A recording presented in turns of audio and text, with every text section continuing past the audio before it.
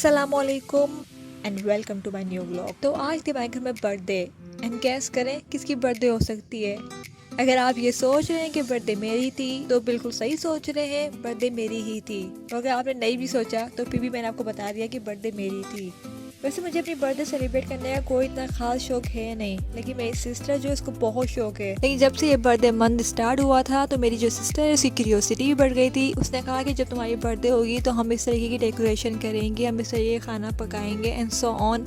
मैंने कहा भाई हाँ, तुम्हें जो कुछ भी पकाना है तुम पका लो, सारी डेकोरेशन तुमने ही करनी है, मैं तो कुछ भी नहीं करूँगी। और गैस करें जो हमारी डेकोरेशन में खर्चा आया है ना, वो बिल्कुल ही बहुत कम आया है, क्योंकि जो हमने इसके अंदर बर्डिंग्स लगाई थी वो बर्डिंग्स हमारे पास 2 से 3 साल पुरानी बर्डिंग्स थी जो हमने संभाल के रखी हुई थी। तो हमने उसी को निकाला, उसको जो सही किया, उसको वॉल पे लगाना स्टार्ट कर दिया।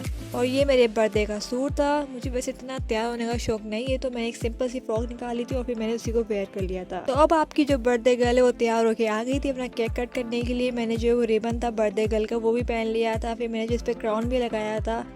फिर हमने जन्नी की जो छोटा सा मिनी सा केक था उसके ऊपर कैंडल लगा ली, फिर उसको हमने जो बुझाया। मैं कहा बर्थडे है तो उसको उसी तरीके से सेलिब्रेट करना चाहिए ताकि बर्थडे वाली फील आ जाए।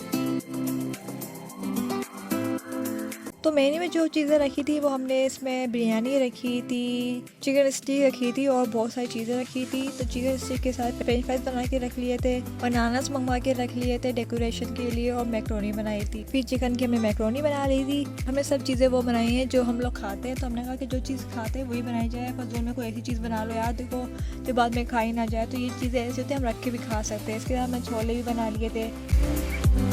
अब जब खाने पे इतनी सारी चीज़ें हों तो इसके साथ कुछ पीने को भी तो होना चाहिए ना। तो ड्रिंक्स में जो हमने रखा था वो हमने कोल्ड ड्रिंक मंगवा ली थी ड्यू, फिर हमने वही जो है ड्रिंक रख ली थी पीने के लिए।